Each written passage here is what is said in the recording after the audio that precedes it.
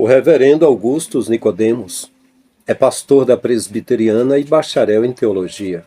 Ele fala sobre os sacramentos da igreja e sobre a igreja local. Quero que você veja esse vídeo. E queremos checar se realmente é tudo verdade o que ele está falando, ou se tem alguma coisa que ele acredita que é a verdade, mas ele mesmo estaria enganado. Olá, sou o pastor Frank Lima. Você é muito bem-vindo ao canal Abrindo a Mente. Eu fui o pastor mais novo na Assembleia de Deus aqui do estado do Ceará. Assembleia de Deus, Templo Central, que no estado vizinho Rio Grande do Norte é Missão. Em Belém do Pará é Igreja Mãe e em São Paulo é Belenzinho. Durante mais de 20 anos fiz parte da Assembleia de Deus Templo Central. Residi alguns anos em São Paulo, mais de 5 anos. Quase 10 anos fui líder e mais de 10 anos fui pregador itinerante. E desde 2014 eu estou trabalhando com artes aqui na minha casa, cuidando da minha família. Como itinerante eu não cobrava para pregar, não podia possuir uma casa, ter um carro, nada. Porque quem não cobra, vez por outra, não recebe nada, a oferta muito pouca, não dá nem para se manter. Como eu não era um mercenário, eu tinha essa dificuldade. Então, eu cheguei à conclusão que a igreja do Messias do primeiro, do segundo século não tem nada a ver com essa igreja aí que iniciou-se com Constantino e com os papas e com o protestantismo, e o caminho está muito longe. Então, aprendi através de Jesus que a igreja verdadeira, os verdadeiros adoradores adoram ao Pai em espírito e em verdade. E é o que eu estou fazendo, estamos aqui com esse canal, transmitindo isso aqui pela internet, pelo YouTube. O Novo Testamento é o registro dessa verdade. E foi isso que Deus confiou às igrejas locais. Vocês seguiram a sequência. Timóteo, eu estou escrevendo essas instruções porque pode ser que eu me atrase. Eu quero chegar aí em Éfeso para ajudar você. Mas se eu atrasar, essas instruções são para que você saiba como se deve proceder na casa de Deus. Se deve proceder na igreja. E isso é muito sério, Timóteo, porque a igreja a casa de Deus, ela é a igreja do Deus vivo, e ela é coluna e baluarte dessa verdade que você e eu conhecemos, que Jesus Cristo encarnou, ele é o Filho de Deus, que ele ressuscitou dos mortos, que ele subiu aos céus e foi adorado pelos anjos, ele foi pregado no mundo todo, ele foi crido entre as nações, como por exemplo aí em Éfeso, e ele voltará em glória, ou ele está glorificado, ele foi recebido na glória. Que seriedade, que importância, que coisa crucial é essa que o apóstolo Paulo está dizendo aqui, e eu quero então tirar algumas conclusões dessa passagem. A primeira delas é que a verdade revelada de Deus, o mistério da piedade, está revelado por Deus e registrado na Bíblia de uma vez para todas. Deus não fica de geração em geração revelando o mistério da piedade. Ele revelou de uma vez, fez escrever. E agora o que nos compete é transmitir esse livro, as verdades que estão registradas de maneira infalível nesse livro. É por isso que nós não cremos em novas revelações da vontade de Deus, de novas doutrinas, de novas práticas, de instruções novas que Deus estaria dando hoje modernamente ao seu povo, porque o mistério da piedade já foi revelado, a verdade já foi confiada à igreja. E a igreja recebeu essa verdade, escriturou essa verdade, preservou essa verdade e vem transmitindo essa verdade há 2000 anos. Por isso que nós temos dificuldade quando alguém chega e diz assim, eu tenho uma revelação de uma nova doutrina, ou Deus me apareceu e me ensinou uma coisa que não está na Bíblia, ou Deus me deu uma revelação que nem os apóstolos tiveram. Tem gente, as seitas, quase todas elas começaram dessa forma. Começaram dessa maneira. Mas uma das características dos protestantes, e todos nós aqui somos protestantes, é exatamente essa: sola scriptura. O que Deus tinha para nos dizer, Ele já nos disse. E está aqui nesse livro. O que nos cabe é recebê-lo, estudá-lo, crer nele, praticá-lo e transmiti-lo para as gerações futuras. Nós nós rejeitamos o conceito do catolicismo romano, porque o catolicismo romano eu superenfatizo o papel da igreja aqui, dizendo que ela não somente recebe a verdade, mas ela recebeu a verdade naquela época, mas continua recebendo novas verdades. O catolicismo romano crê em revelação contínua, através do magistério católico e do Papa falando ex cátedra, falando infalivelmente. E é daí que vem as doutrinas, por exemplo, a respeito de Maria, do purgatório, que não tem fundamento bíblico nenhum. Mas para a Igreja Católica, a Bíblia não é a única regra de fé e prática, porque Deus continua a trazer revelação através do sucessor dos apóstolos, que seria Pedro. Segunda conclusão que nós queríamos tirar aqui é que você percebe que Paulo já está introduzindo o conceito de que a verdade seria transmitida de geração em geração pelas igrejas fiéis. Grande é o mistério da piedade. A igreja é a coluna e baluarte da verdade. Ela é a detentora da verdade, ela preserva a verdade. E ela transmite essa verdade de geração em geração. Não, como eu disse, mediante revelações, mas a transmissão da Escritura, onde a verdade está inspiradamente registrada. A terceira aplicação que eu queria trazer aqui, ou conclusão, é que a igreja de Deus, a igreja do Deus vivo, ela subsiste, ela existe aqui nesse mundo, em meio às igrejas locais, entre todas aquelas que professam em verdade esse mistério revelado. Então isso pode parecer que eu estou sendo generoso demais, não é? Alguns vão dizer, todas, pastor? Aqui eu vou apelar um pouquinho para a Confissão de Fé de Westminster, onde no capítulo sobre igrejas faz uma declaração que eu sempre achei muito valiosa e muito útil. Ao definir igreja como sendo exatamente isso aqui, a igreja do Deus vivo, que é composta de todos os crentes que professam a verdadeira fé e o verdadeiro evangelho.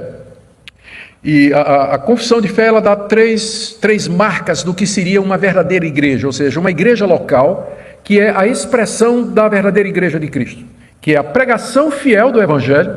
Sem pregação fiel do evangelho, aquilo ali não é igreja, pode ser tudo, menos igreja. Então, pregação fiel do evangelho, a celebração correta dos sacramentos, batismo e ceia, ou seja, uma igreja que batiza quem não deve ser batizado e que dá ceia a quem não deve receber ceia, menospreza os sacramentos que o Senhor Jesus, ou ordenanças que o Senhor Jesus deixou, ela não pode ser considerada uma verdadeira igreja.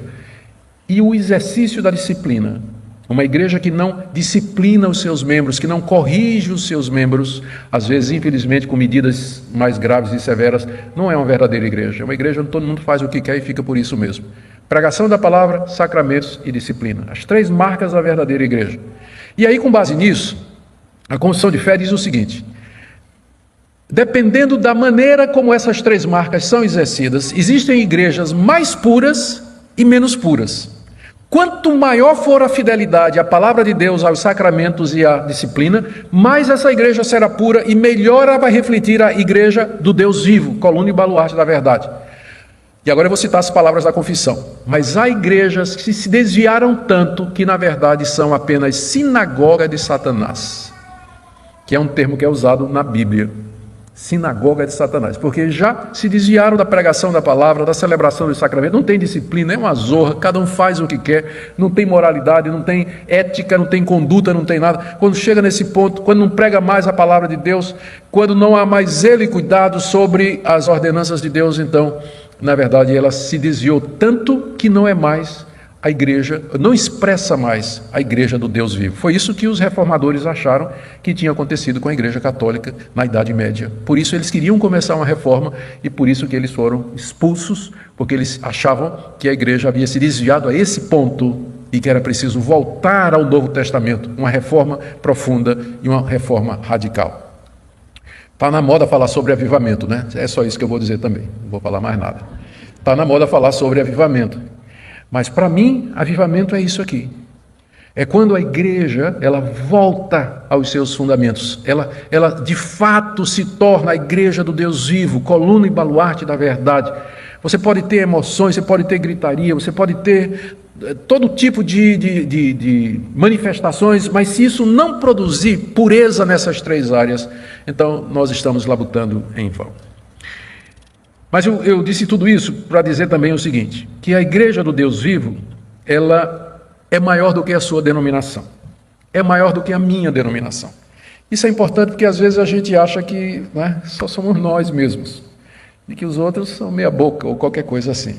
A verdade é que a igreja de Deus, ela é maior, o reino de Deus é maior do que a sua denominação, é maior do que o seu grupo. Deus tem os seus eleitos, Deus tem o seu povo espalhado pelo mundo. Eles podem divergir em questões do tipo Forma de batismo, sistema de governo, sistema de liturgia e outros detalhes, a questão de dons espirituais e tudo mais, tudo isso pode haver divergência. Mas os verdadeiros cristãos, a Igreja de Deus, eles vão confessar essa verdade aqui. Aquele que foi manifestado na carne, justificado em espírito, contemplado por anjos, pregado entre os gentios, crido no mundo e recebido na glória. Todo aquele que confessa isso é meu irmão, e eu quero comunhão com ele. Ainda que a gente vai ter uma briga a respeito de determinada situação, mas nós podemos brigar em paz, não é? E continuar unidos, sem cancelar o cidadão no Twitter, né? E a última coisa, meus irmãos, é a importância de vermos as igrejas à luz desse ensino. Paulo, como eu disse, ele não está falando de templos ou locais de adoração, mas das comunidades cristãs, dos crentes de uma localidade. Isso significa que a gente não pode proceder de qualquer maneira. Na verdade, é isso que Paulo está dizendo aqui. Nós não podemos proceder de qualquer maneira na igreja de Deus. Exatamente pelo que ela é, a importância dela. É a ela que Deus confiou a verdade, esse credo aqui, que é o centro do Evangelho, esse mistério foi confiado à igreja. Portanto, é através da igreja que essa verdade é transmitida ao mundo. Eu estou querendo enfatizar a importância da igreja, porque eu sei e vocês sabem que tem muita gente que não vê importância na igreja. A importância da igreja é isso. E chega ao ponto, é tão importante isso que várias das confissões reformadas elas chegam a afirmar que fora da igreja não existe possibilidade ordinária de salvação. Fora da igreja não tem possibilidade ordinária de salvação. Quando fala ordinária, é comum. Não existe possibilidade. Por quê? Porque a verdade foi dada à igreja. Ela que recebeu essa verdade e é ela quem transmite essa verdade. Transmite essa verdade. Eu não creio que nós possamos dizer que não exista crente verdadeiro fora de uma igreja local. Porque eu creio que existe. Há pessoas que são crentes, mas que no momento, por uma situação ou outra, elas não estão ligadas a uma igreja local. Mas cedo ou tarde ela vai querer estar. Ela vai perceber a necessidade, vai amar a igreja local, porque é ali que está a verdade, ali é a coluna e baluarte da verdade. Então, termino com algumas aplicações. Primeiro, se você é católico romano, está aqui nessa noite, bem-vindo. Se você está me seguindo pela internet, bem-vindo também. É isso aqui que é a sucessão apostólica. A sucessão apostólica não se dá através de pessoas sucedendo umas às outras, mas de igrejas que transmitem de uma geração a outra a verdade dos apóstolos que Deus confiou. A verdadeira sucessão apostólica não é de um bispo para outro bispo até chegar em Francisco, mas é a transmissão da verdade de Deus através das Escrituras. E essa é a diferença principal entre os protestantes e os católicos, se você quiser saber. No que diz respeito a isso. Também, aqui, como eu já falei sobre isso, vou voltar a dizer, essa passagem nos ajuda a ver o reino de Deus bem maior do que os limites da nossa denominação. Aqui uma palavra aos pastores e líderes das igrejas que estão aqui e que estão nos acompanhando. Reveja seu conceito de igreja, reveja o seu conceito de chamado ao ministério e reveja o seu ministério à luz do que Paulo está dizendo aqui. Se a igreja é coluna e baluarte da verdade, a igreja do Deus vivo, e você sente que Deus chamou para pastorear a casa de Deus, a importância do ensino. Entende agora por que nós enfatizamos tanto a importância do ensino? Porque Deus confiou a verdade, ela é coluna e baluarte da verdade. Deus confiou a verdade à sua igreja. Se você é pastor da igreja, a sua tarefa é conhecer esse mistério, conhecer essa verdade e ensinar essa verdade. E você pode fazer isso aconselhando, visitando, pregando, ensinando. Há muitas maneiras de fazer isso. Uma das consequências disso aqui é a centralidade da pregação no culto. E a necessidade de que a pregação ela seja bíblica. Ela seja bíblica, que ela transmita a palavra de Deus, que não seja contar experiência, fazer o povo se divertir, o povo sair se sentindo bem, sem convicção nenhuma de pecado ou de verdade, sem ter sido transformado, confrontado pela palavra de Deus. E por último, se tem algum querido irmão ou irmã desigrejado ou desigrejada aqui nessa noite, pare de ser desigrejado. Você é muito bem-vindo, você já pode começar a se igrejar aqui. Nós lhe recebemos com muito carinho, com muita alegria, mas eu espero que hoje à noite você tenha percebido a importância da igreja local, a casa de Deus, a igreja do Deus vivo, coluna e baluarte da verdade. Vamos orar. Ó Pai, nos ajuda a ver a importância da comunhão, da fraternidade, da união uns com os outros, de procedermos na igreja de conformidade com aquilo que o Senhor nos ensinou, pregar a palavra, celebrar os sacramentos, exercer a disciplina, nos instruir, nos confortar, nos consolar, nos ajudar mutuamente. Nós pedimos que Tu abençoes os pastores que estão aqui nessa noite, presbíteros, diáconos, professores de escola dominical, missionários, aqueles que nos seguem ao vivo também. Desperta em nós amor pelo Teu povo, amor pela Tua igreja. Abre os nossos olhos para ver a importância da Tua igreja. E nós oramos, ó Deus, também que o Senhor toque no coração daqueles que estão tristes, que foram magoados por membros de igrejas, que foram feridos, que estão ressabiados, desconfiados, temendo sofrer outra vez. Ó Deus, permita que no meio dos erros que marcam a igreja militante, eles possam enxergar a casa de Deus, a igreja do Deus vivo, a coluna e o baluarte da verdade. É o que nós te pedimos, suplicando por um avivamento verdadeiro em nosso país. Em nome de Jesus. Amém. Muito bem. O reverendo Augustus Nicodemos, ele disse: há crentes que, por um motivo ou outro, estão fora da igreja local, mas vão voltar. Eu digo para o Senhor, eu não volto. Porque a que o Senhor chama de igreja local, ou a denominação presbiteriana, ou seja, batista, ou wesleyana, ou metodista, assembleia, Deus é amor e outras que nem igreja são. Igreja mundial é... Eu não falo referente ao povo. Os dogmas, a forma que opera lá, aquilo não é uma igreja. A universal, pela forma que opera lá, não é uma igreja. Entende? Então, é a minha concepção. Mas ok. Eu prefiro ficar na igreja universal, que é aquela espalhada, como o senhor falou, espalhada pelo planeta, a do Messias. E nós estamos ligados através do Messias, que é... O Criador é onipresente, então. O corpo místico, universal e onipresente do Messias, né, no seu espírito, nos liga, somos pedras vivas dessa edificação. Não é templo humano nenhum, como o Senhor mesmo mencionou que Paulo não falou sobre templos aqui, templos terrenos. Então essa que eu faço parte é a universal que liga todos os servos do Criador. Eu estou ligado aqui com 4.300 pessoas nesse canal.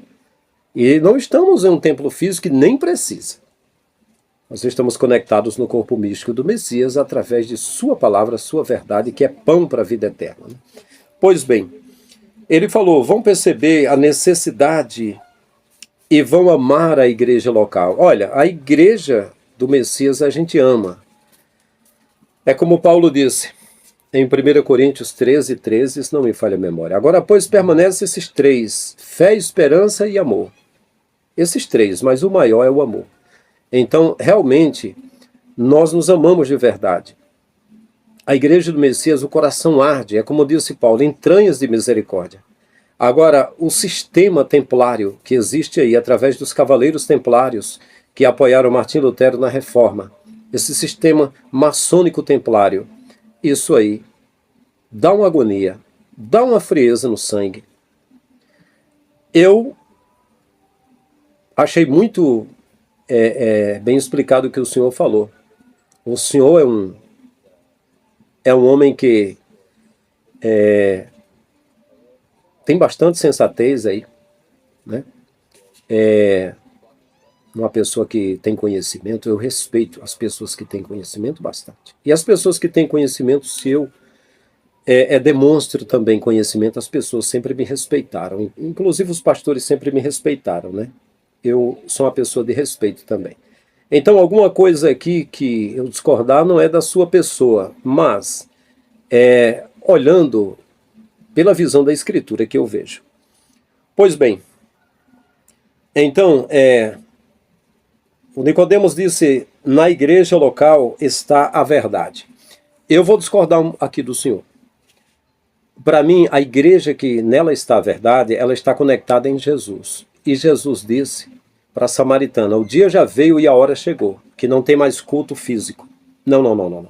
Que os que adoram não é mais em igreja local, em templo e nada disso. Não é no templo lá em Jerusalém. Ela disse a samaritana para Jesus, nossos pais adoraram no deserto, mas vocês dizem, nossos pais adoraram aqui no monte, né? Aqui no monte, o deserto é um monte, às vezes não é areia também, né? Mas vocês dizem que é no templo em Jerusalém que se deve adorar, lá em Jerusalém. Né? Ele disse, mas o dia veio, a hora chegou, que os verdadeiros adoram. Não é mais nem no monte dos samaritanos e nem no templo de Jerusalém. É em espírito. Então eu entendo que a igreja local sou eu. que a igreja é verdadeira. Jesus diz, os verdadeiros adoradores adoram o Pai em espírito, não tem mais nada físico. Não tem Nicodemos, não tem Gamaliel, não tem mais Pedro, não tem mais Paulo, não tem pessoas na frente. Tem alguém no centro, no meio. É através do cérebro. É no cérebro, é no entendimento, é na mente, que é o Espírito. O entendimento é o Espírito. É no coração, é no vaso. É nesse vaso, como se fosse o único Deus para o único ser. Como se o Pai fosse único e eu fosse único para ele. Com a impressão digital diferente de todos os outros 8 bilhões. Então, essa é a igreja verdadeira. É aqui, é no vaso, é no templo. Não é mais para escolher algumas. Se fosse para escolher alguma, eu não escolheria uma do Abílio Santana. Eu não escolheria do Marco Feliciano. Nem do pastora Cassiane da vida. Eu escolheria, possivelmente, uma do reverendo Augusto Nicodemos. Se fosse para escolher. Mas só que eu não sou louco. Eu escolho a que o Messias falou. Que adora em espírito, não é mais nada físico, entende? E que já está tudo certo, está tudo bem. Em quarto lugar, o reverendo Augusto Nicodemos disse que a igreja local é a expressão da igreja de Cristo. Eu discordo. A igreja local é a expressão da Babilônia. As igrejas, eu costumava, quando era novo convertido, passei meses evangelizando lá em Mossoró, no bairro Santo Antônio. Aí eu ia para o bairro Independência, eu ia para o bairro Estrada da Raiz, eu ia para a Independência 1, Independência 2, para Bom Jardim. E eu andava com a caixinha de som, fazia um culto relâmpago e dizia assim, procure a igreja evangélica mais perto de sua casa. Acabou em 2014, eu saí fora do sistema, mas já lá no sistema, isso eu era novo convertido, eu vinha entender que a coisa não era bem dessa forma. Então, a expressão do Messias está naquela igreja lá de Atos 4 e 30 em diante. Era um o espírito e a alma da multidão dos que criam. E entre eles não havia necessitado algum, porque os que tinham propriedade vendendo traziam o valor aos apóstolos e repartia-se a cada um segundo a necessidade que cada um deles tinha. Se o reverendo Augusto Nicodemos receber bens, falar e as pessoas trouxer bens para você, para o senhor, e o senhor repartir de casa em casa com os membros de sua igreja, procurando de porta em porta para não deixar faltar o pão, e fizer e não houver necessidade na sua igreja, eu faço parte desse ministério. Aqui onde eu moro a gente abre o ministério do pastor Augusto Nicodemos, e vamos fazer isso, mas tem de ser do modelo da igreja primitiva. Se não for para mim, não dá certo. Eu já fundei uma igreja dessa. Eu criei um ministério, a pedido, insistência de 2 cãezinhos gulosos, que eu pensei que eles poderiam ir avante no caminho certo. Porque os do caminho era chamado os do caminho e seita dos nazarenos. Então, eu criei o Ministério Igreja Messiânica Povos no Caminho. O que rendesse era para ser igual essa, o que fosse doado era para repartir a cada um, e conseguimos um carro para ir de porta em porta não deixar faltar o pão. E anualmente fazer uma casa para quem não tem. Mas um bombardeio tinha mais de 20 ministérios aqui. As pessoas, quando eu comecei, lotou. E tinha 3 pessoas comigo. Um era um santo, outros 2 eram 2 capetas chupando manga. E aí, com 30 dias, eu não recebi oferta de nada, nem para mim, nem para ninguém, para eu ajudar ninguém. Um deles disse, nós queremos uma mudança agora na igreja. Queremos a igreja com dízimos e oferta para nós, cãezinhos gulosos, da baixa da égua, né? Para nós.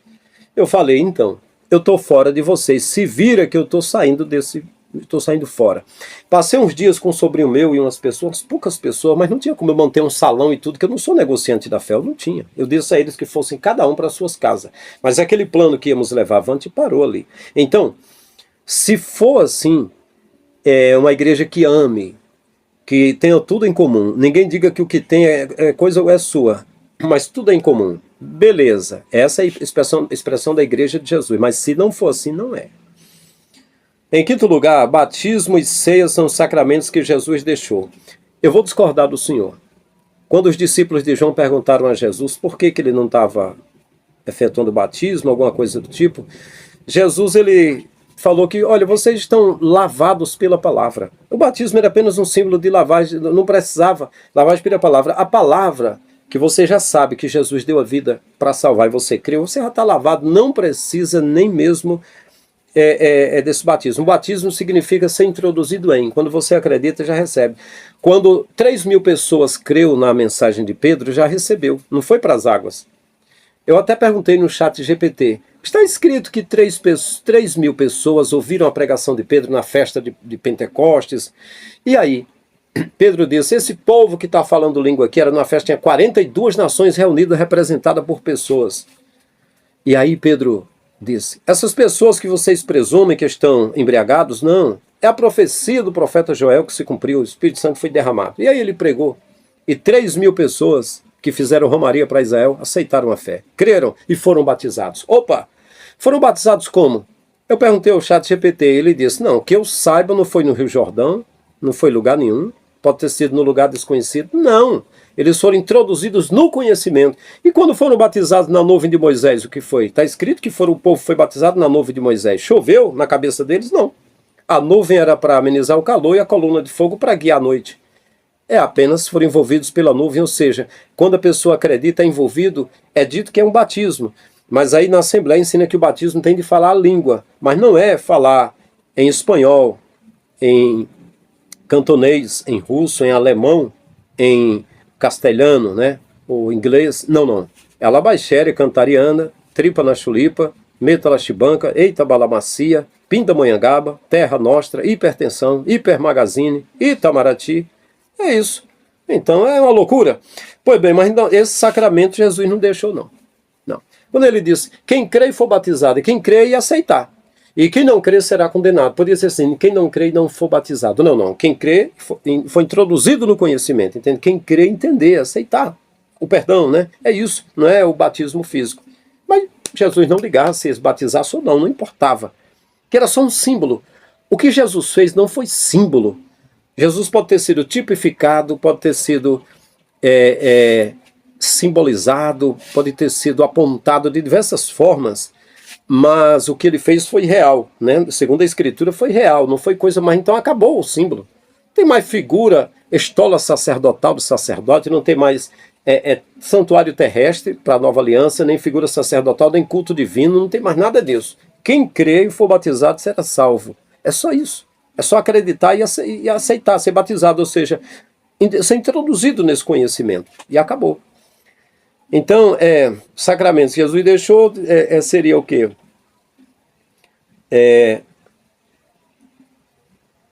Ceia, batismo e ceia. A ceia também, essa ceia ele não deixou. Não. Quando ele fez a ceia da Páscoa, referente à passagem, Páscoa, a passagem, a saída do Egito, à meia-noite, foi dito, Jesus falou,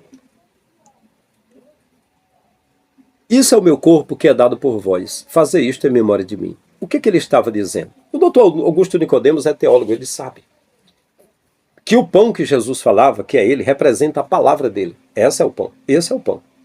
E que a consubstanciação, a ceia simbólica, foi criada no protestantismo para simbolizar isso, mas não representa a ceia do Messias, não. É uma coisa da igreja. Como ele diz, a igreja local, a igreja protestante, não foi uma coisa que Jesus deixou. Pelo contrário, Jesus disse, vossos pais comeram maná no deserto e morreram. Mas quem comer do pão que eu der, nunca mais sentirá fome. Entende? O pão era ele mesmo, era a palavra dele, é só isso. E eles faziam uma vez por ano, e toda a igreja todo mês faz, porque aqui na Assembleia é o dia que entrega dízimo. Faz para as pessoas que é membro, para tomar a Santa Ceia só toma se for membro, e para ser membro, ser batizado, se tornar membro, tem de ser comprometido em prometer ser dizimista, né?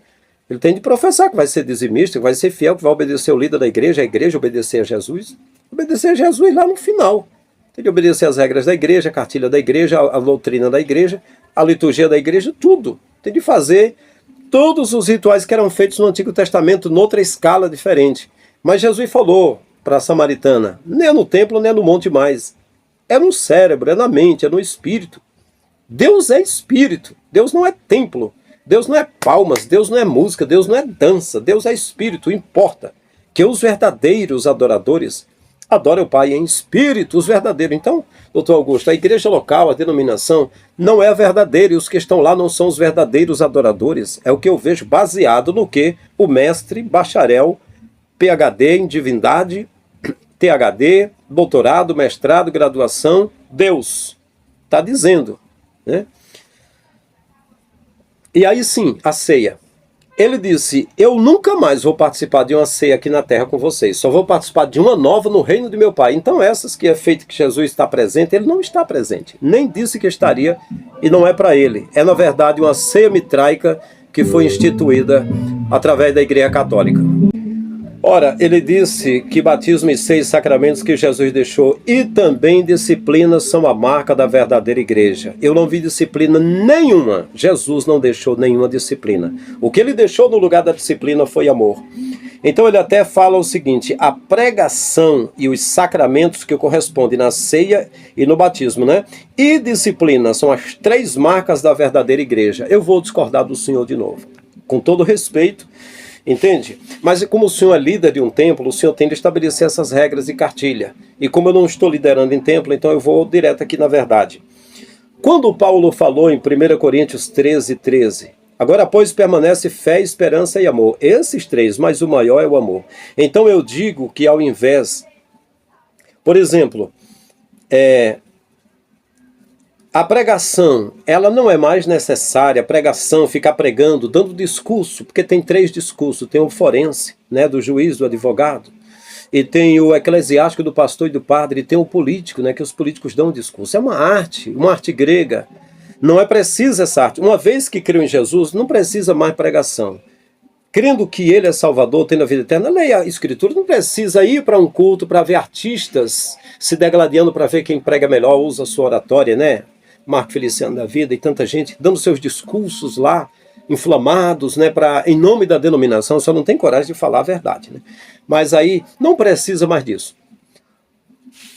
Não precisa. É como já foi dito, Paulo falou, por 2 vezes. O evangelho já foi pregado em todo mundo. Então agora quem acredita, basta ler na Escritura o que Jesus ensinou, já está bom. Não precisa de artista pregando. Então agora, para manter os templos, tem que ter o artista lá na frente, pregando, dando os discursos. Quem der discurso melhor chama mais atenção, não é? Ou quando eu era líder de igreja, segundo as pessoas que fazem parte, eles disseram que eu fui o melhor orador. O irmão Vandeglan Chaves, ele é um diácono, faz parte da igreja lá em Catarina, ele conta que eu fui o melhor pregador que passou por lá, e que inclusive ele lembra que eu escrevia cada mensagem para não repetir aquela mensagem. Eu fiquei 3 anos e 3 meses pregando mensagens diferentes ali. Eu anotava em todas as congregações que tinham espalhado crente em 48 lugares ao todo. E o meu irmão Chagas Lima também conta que o melhor período espiritual da vida dele foi quando fez parte com a gente lá em Catarina. Moramos juntos, né? Meu pai, minha mãe, meus irmãos lá. Durante 2 anos estivemos juntos. Teríamos ficado mais tempo, mas eu abri mão para ser itinerante, queria conhecer o Brasil, andar pelo mundo pregando, né? Pois bem, então ao invés da pregação, basta fé. Creu em Jesus para a vida eterna. Se ouvir pregação, eu gosto de ouvir falar, mas você tem Escritura. Não é necessário você estar ouvindo discurso e pregação se você já tem o Espírito Santo, se você já tem a Bíblia na mão, todo o ensino de Jesus na Bíblia. Para que mais você depende de alguém, né? Aí o seguinte, batismos, não precisa mais, é só pela fé. Como eu já expliquei, a palavra batismo significa ser introduzido em, é no conhecimento. E o batismo nas águas, João fez como um símbolo apenas de arrependimento, mas ele já mostrou um batismo superior. Ele disse, eu batizo com água para arrependimento, mas quem vem é mais poderoso do que eu. Era mais poderoso o que vinha e o batismo dele, ele batizará com fogo, ou seja, com o Espírito Santo. Então o Espírito Santo, que é simbolizado pela água de João, é o fogo que agora é tipificado ao contrário pela água. A água lava e o fogo purifica, alguma coisa do tipo. A água é a preparação para o fogo. Ele estava dizendo, era um símbolo. É tanto que os discípulos de João disseram, por que tu não batizas os teus discípulos no batismo? Mas Jesus disse, vós já estáis limpos. Eles já estão limpos pela palavra, né? Então é uma coisa simbólica, não é? Basta você acreditar que ao aceitar Jesus, que ele derramou o Espírito sobre você está lavado, nem precisa do batismo. Agora, a igreja precisa de dogmas e de regras e de coisas para segurar as pessoas lá dentro, né? E a ceia, né? A ceia também é pela fé, é você acreditar que Jesus é o pão da vida, que ao você crer nele, você comeu desse pão e nunca mais terá fome. Você creu num pão, que você comeu um pão que foi dado há 2000 anos atrás, mas não mofou, não azedou, não secou. É o pão vivo, você provou através de sua palavra, que é o pão, creu em Jesus e pronto. Não precisa se alimentar de outras coisas para representar. Não, Jesus não precisa mais de representação. Ele já é a essência de tudo. não precisa mais ser representado. O escritor de Hebreus, falando disso, diz: todo ano, o sumo sacerdote entrava no santuário com sangue de bode nas mãos e precisava repetir isso todo ano. Mas Jesus entrou uma única vez no santuário, levando o seu próprio sangue, propiciando eterna redenção. Acabou o santuário, acabou o ritual, acabou o culto, acabou ceia mitraica, acabou pães ázimos sem fermento, acabou carne de cordeiro, acabou tudo isso. É a última aliança. Entende? Da salvação é da última aliança. Então acabou os rituais, não precisa mais. Jesus já converge tudo isso. E disciplina. A disciplina que existe é o amor. Como disse Paulo, fé, esperança e amor, esses três, mas o maior é o amor. Então, os meus filhos, um tem 18, outro tem 21 anos. Nós nos amamos muito, nossa família. E vamos estar juntos a vida toda. Posteriormente, quando eles casarem, né, tiverem a sua cara metade, eles vão querer que trabalhemos juntos, que estejamos morando em casas conjugadas juntos ali pertinho, todo mundo, a família, um clã. Porque nós nos amamos dessa forma, entende? Eu não precisei nunca disciplinar eles. A disciplina que eu utilizei foi o amor. Foi somente o amor. E eles são os melhores filhos de todas as galáxias. E não precisou disciplina, castigo, nada. Né? Nada. Pelo contrário, eu tirei o castigo da religião para deixar eles com a mente livre para ser o que quiserem. Eu tirei da mente deles o jugo da ideologia de gênero. De vocês vão ser o que vocês quiserem. Homens, homossexual, o que foi, eu amo vocês do mesmo jeito. E são héteros, são homens. São héteros. Aí deixei a mente deles livre, tirando toda a tradição. Meu pai falava pra gente: se vocês se envolverem com o homoafetivo, apanha eles e apanha vocês. Quando eu era criança, meu pai falava assim, né? Eu já disse pra eles: vocês são livres, né? São totalmente livres. Mas eles são héteros e eles atendem da forma que o Criador fez eles e, enfim, ninguém censura ninguém. E nós temos amigos que são homoafetivos. Temos amigos, sem problemas, né? Pois bem, então, abreviando.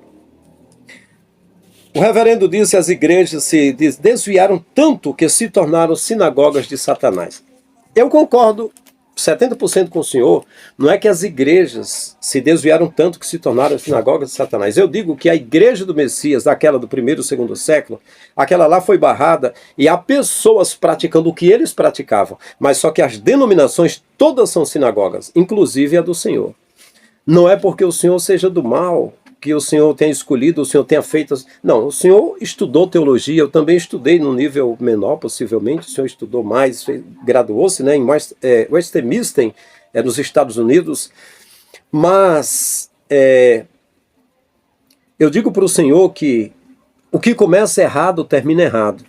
Se uma igreja começou com o Messias dando a vida para salvar essa igreja, e essa igreja dava a vida uns pelos outros, cuidava uns dos outros, repartia com os outros, essas eram perseguidas, essa igreja era perseguida, e quando parou a perseguição para ser a religião oficial do império, era agora uma igreja miscigenada, misturada com todo tipo de paganismo, a de Constantino. E aí quando a igreja católica soltou o seu filho, soltou não, tentou matar Martim Lutero na Santa Inquisição, e ele conseguiu, ele e outros reformadores, Zwinglio na Suíça, João Calvino e outros reformadores.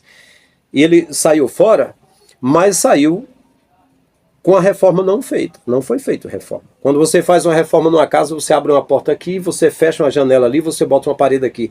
A Igreja Católica ficou intacta. E a Igreja Protestante apenas fez o seguinte: dividiu poderes. Ao invés das imagens de escultura lá, de São José, de Santo Antônio, de São Bonifácio, de São Benedito, de São Expedito, de São Sebastião, agora é um Edir Macedo, é um Silas Malafaia, é um Augusto Nicodemos, são figuras santificadas pelo povo, idolatradas pelo povo, são ídolos, entende? Pregadores famosos, esses estão no lugar dos ídolos da Igreja Católica. E agora, ao invés do padre, o pastor, ao invés da batina, o terno. Ao invés da gravata, o crucifixo. O crucifixo é uma gravata, né? O pênis de Baal pendurado lá no pescoço. E ao invés da missa, o culto. Ao invés da Eucaristia, a ceia. Ao invés da paróquia, o templo. Trocou 6 por meia dúzia. A mesma coisa, ao invés de dízimo. Ao invés de oferta, oferta. Ao invés de celebração, culto. Dá no mesmo. Templo físico, templo físico. Templo de Diana, dá no mesmo. A igreja protestante, ela é filha da igreja católica. e é convidada pela Igreja Católica para voltar. E algumas partes do protestantismo, como a Igreja Anglicana, voltaram para a mãe de novo. Ficou junto com a Igreja Católica, porque, então, a igreja lá do primeiro e do segundo século, aquele povo de Atos 4:30, era um espírito e a multidão dos que criam. Era um espírito e a alma da multidão dos que criam. Eles tinham tudo em comum. Ninguém dizia que nada que tinha era seu, mas tinha tudo em comum. Partia o pão de casa em casa. Os que tinham propriedade vendendo levavam os apóstolos e repartia a cada um. Sim, essa é a igreja do Messias. E essa é a igreja que eu ainda faço parte. Não saindo fora das denominações e agora conectados em toda parte do mundo, como Paulo estava preso em Roma, mas comungava com os irmãos e congregava junto com outros irmãos. Onde ele mandava carta, ele dizia que ele congregava com os irmãos, estava junto, mas estava preso em Roma. Eu também congrego com os irmãos. Tem 4.300 que fazem parte do canal, não estão em templos físicos, mas nós estamos unidos no corpo do Messias, somos pedras vivas, somos órgãos do corpo de Jesus. Tem um que é o olho, tem outro que é a boca, tem outro que está na parte das costas, é a espada, tem outro que é o dedo, mas estamos no mesmo corpo. Ele é assim, ele é espírito, Jesus agora é espírito, ele enviou o seu espírito, não é coisa física, entende? Então eu entendo que a que está aí mesmo é sinagoga de Satanás. Por quê? Primeiro, porque não é o espírito e a alma da multidão dos que creem. Até o reverendo Augusto Nicodemos, né, que eu respeito, ele até disse assim, somos irmãos, todos somos irmãos, não é só a nossa denominação, embora depois a gente brigue, mas a gente briga em paz. Ele brincando, a briga que ele fala chama-se debate de ideias, né? Não é nada pessoal, de ideias, que é válido, eu gosto disso, sabe? A briga, ou seja, é um embate de ideias, de palavra, de coisas assim, né? Pois bem, aí ele cita aqui algo muito coerente. A igreja do Deus vivo é maior do que a denominação. Sim, não, mas peraí, voltando um pouquinho. Ele mencionou o seguinte: avivamento é quando a igreja volta para os seus fundamentos. Eu concordo, só que assim, não tem como essa igreja de hoje voltar para os fundamentos. Os fundamentos dessa igreja começou com o Constantino e depois com as reformas. E esse fundamento é uma porcaria. Não tem como. Agora, se a igreja querer um avivamento, igual eu estou fazendo e outros, para voltar à igreja primitiva, a igreja aquela do Messias que vedaram da gente.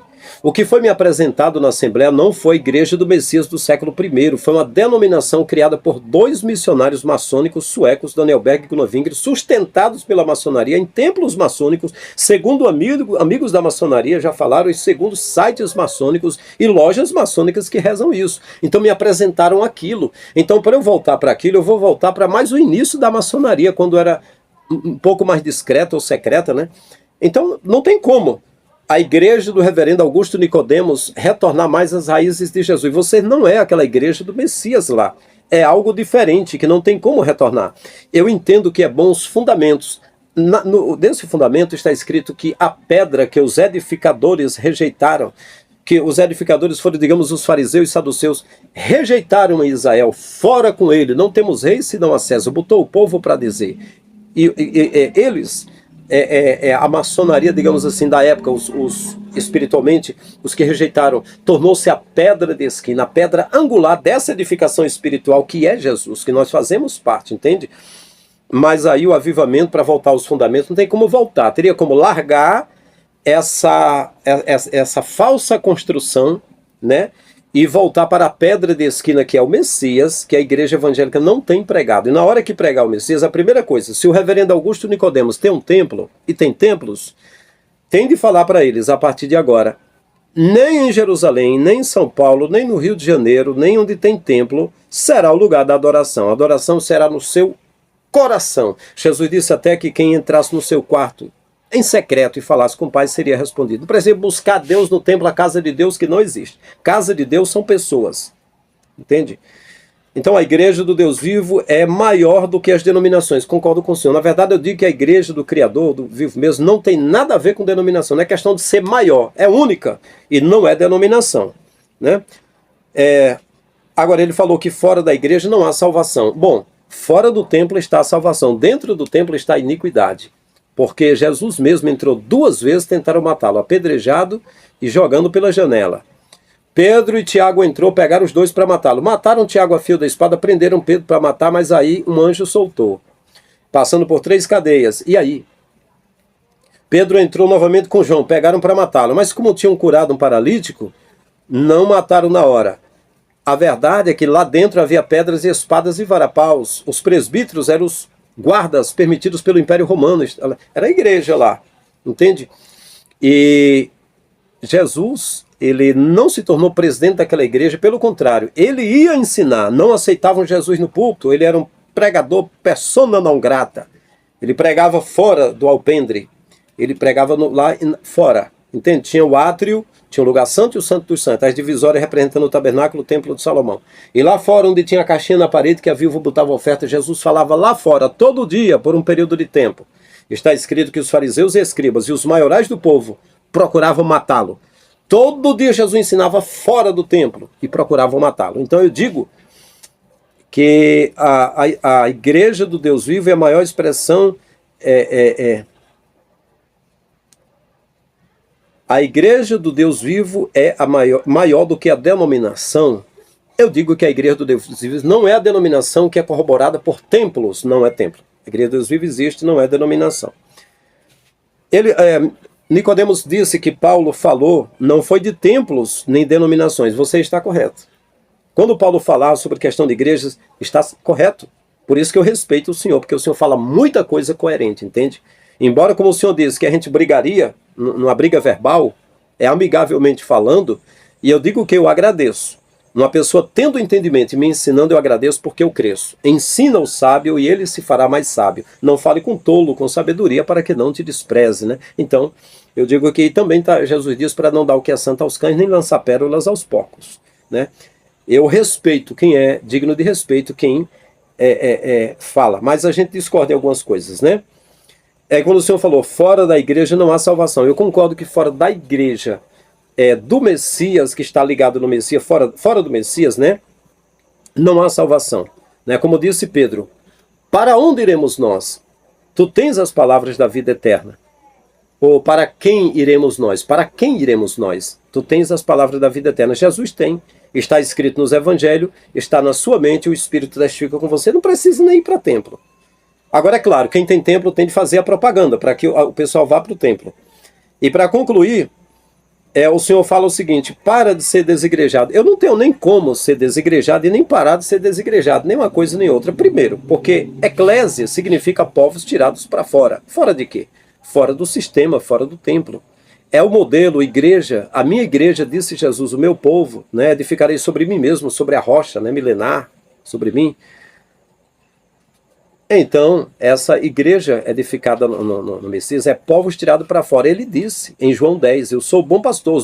O bom pastor chama as ovelhas pelo nome e as conduz para fora. Eu sou a porta, ele diz também, quem entrar por mim entrará e sairá e achará pastagem. A pastagem não está no templo, está fora do templo. Foi Jesus que disse, nem em Jerusalém e nem no Monte dos Samaritanos. E aí ele menciona sobre a importância da comunhão. Mas deixa eu voltar aqui um segundinho. Se igreja é povo tirado para fora, sou eu, igreja sou eu, templo sou eu, como é que eu vou deixar de ser eu mesmo? Eu já sou igreja. Como é que eu vou ser desigrejado ou deixar de ser eu mesmo, se eu já sou igreja? Paulo disse em 1 Coríntios 3,16, vós sois o templo do Espírito Santo, portanto sois a igreja. Você é a igreja, não é? É tanto que tem até uns crentes fanáticos que dizem assim, irmão, você não pode ficar sem camisa, porque senão o templo de Deus está descoberto, né? Vai que cai uma chuva e vai molhar, né? Então você tem que cobrir o templo de Deus, que é o seu corpo, né? Com a sua roupa. Amém! Então nós somos o templo de Deus, né? Coberto por roupas e não por telhas, não é? Aí ele menciona no final a importância da comunhão. Sim, é importante. Que a igreja do Messias tenha comunhão. Assim como os meus olhos estão junto com o nariz aqui, e com a boca, no mesmo rosto e com as orelhas aqui, e que as minhas mãos estão em conjuntos com os meus ombros, e as minhas espáduas, e os meus bíceps, e o meu peito e o meu abdômen, tudo está em conjunto aqui. Assim é o povo do Messias, seguindo, caminhando nessa terra com um único propósito, sendo os pés do Criador aqui na terra, em conjunto, membros do mesmo corpo, todos numa mesma função. É a igreja, aquela primitiva. Um só Espírito, uma só alma, uma só fé, um só Deus, um só Senhor e Pai de todos todos unidos, um só espírito e uma só alma. Diferente das denominações que vai ter sempre a briguinha, como disse o reverendo Nicodemos. A gente briga, mas brigar em paz, ou seja, vai discordar de doutrina. Essas discórdias, um pede pedra, o outro traz argamassa, começa lá de Babel. É a Babilônia, a confusão religiosa. Sempre vai ter debates e coisas aí, mas a salvação não tem debate. A crença na vida eterna não tem debate. Crê em Jesus, que deu a vida por ti, e serás salvo. Quem crê, será salvo. Quem crê for batizado, foi introduzido no entendimento, entendeu? Acreditou, é salvo. Não precisa mais fazer nada. Agora, se quiser trabalhar para homens, servir a homens, comece pelo reverendo Nicodemos. Pronto. É melhor do que ir para a igreja do Abílio, do Samuel Ferreira, do José Wellington Bezerra da Costa, do Valdemígio, do Silas Malacheia, do Edir Morcego. É muito melhor a do Augusto Nicodemos, com certeza. Entende? Pelo menos lá você é conscientizado de uma forma educada, sem ameaças, a dar dízimos e ofertas e votos, seja o que você for, mas pelo menos não estão botando uma arma na sua testa dizendo, filho de uma égua, se você não der dízimo e oferta, não será arrebatado, tu vai ser cravado pelo tridente de Satanás, e você, minha vingança será maligna. Ô, filho de burro, se você não der o dízimo, você vai torrar no inferno de fogo, e o diabo vai se alimentar dos seus órgãos. Você será jogado em cima de um penhasco e vai cair. E vai se arrebentar todo. Não, você não será ameaçado. O cortador, o migrador, o assolador, o devorador, o destruidor, a lagarta, a locusta, o pulgão, o gafanhoto, vai devorar você. Traga os dízimos para mim, money. Come here, money. Dinheiro, traga dinheiro para mim. Não, né? Pelo menos você não será assaltado dessa forma, né? Para concluir, o reverendo ora por aqueles que foram feridos, né? Digamos que teve pessoa que esteve lá no templo e foi ferido. Não foi o meu caso. Eu não estive num templo e fui ferido. Eu estive nos púlpitos, nos eventos, pregando nas igrejas. Eu estive como líder, liderando. Estive com a elite, entende? Estive nos maiores eventos, pregando. A primeira palavra que eu falei em Camboriú está aqui no meu canal, dando um trailer sobre o arrebatamento. Preguei em eventos grandes, em diversos trabalhos de convenção pelo Brasil. Tenho os nomes tudo anotados, os telefones muito já vencidos, né? Mas eu não fui alguém que alguém fez uma careta para mim, eu fiz beicinho e saí da igreja. Não, eu deixei de ser líder, de ir para as reuniões dos líderes, deixei de fazer parte, porque não me senti bem. Porque eu quero o caminho correto. Eu quero fazer igual Paulo. Em Filipenses capítulo 3, não me falha a memória. Que ele diz que sendo da tribo nobre de Benjamim, tendo a cidadania, através do pai que comprou a cidadania romana, sendo judeu legítimo de nascimento e agora romano também, por mérito, porque conseguiu ter a cidadania.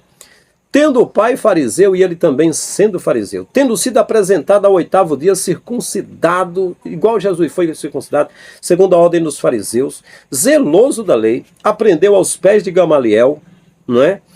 E de zeloso que foi fariseu, e sendo fariseu, perseguiu a igreja, pegando cartas, indo até Damasco para buscar, arrastando os irmãos e açoitando, e consentiu na morte de Estevão. E ele disse que tudo isso que ele tinha por precioso tornou-se como merda. Ele fala esterco. Aí alguém enfeita e diz, não, esterco é estromo para crescer a planta. Não. Era bosta que ele estava dizendo. Ele considerou tudo merda para ganhar maior conhecimento da morte, do sofrimento e da ressurreição de Jesus. Foi o que eu também fiz. Não foi porque alguém fez uma careta. Você acha que eu sou criancinha? Bem criancinha. Alguém faz uma caretinha. Eu tô triste, não quero ir mais para a igreja. Não. Eu deixei de ser líder lá porque eu acredito que lá é a grande Babilônia que vai cair na muleira, na cabeça dessa raça. E eu quero estar bem longe, pulando, saltitando e aplaudindo a queda dessa grande Babilônia prostituta de merda, que é a Igreja Católica e a Igreja Protestante no Brasil, junto com outras religiões pagãs, que ocupam a vida, a mente dessas pessoas hipnotizadas, essas pessoas presas na Matrix, na caverna de Platão, amarrado por 7 laços piores do que antes, e que não conseguem saber a diferença da mão esquerda para a mão direita, que carregam uma Bíblia que não pratica, lê de uma forma, o pastor ensina tudo diferente, estou fora. Queridos, é isso aí, um grande abraço. Se o reverendo Nicodemos, seria quase impossível, um canalzinho pequeno, quiser dar uma resposta aqui, o canal está aberto. Qualquer um dos seus seguidores da Igreja Presbiteriana estão convidados a dizer o que você acha. Veja, eu estou respeitando. Eu não chamei o reverendo Augusto Nicodemos de cão guloso, como eu faço com os outros por aí. Não, não, não. Eu não disse que ele está errado ou mentindo, não. Eu estou dizendo que eu discordo de umas coisas que ele falou, baseado na Escritura. Um grande abraço em todos. Estamos juntos.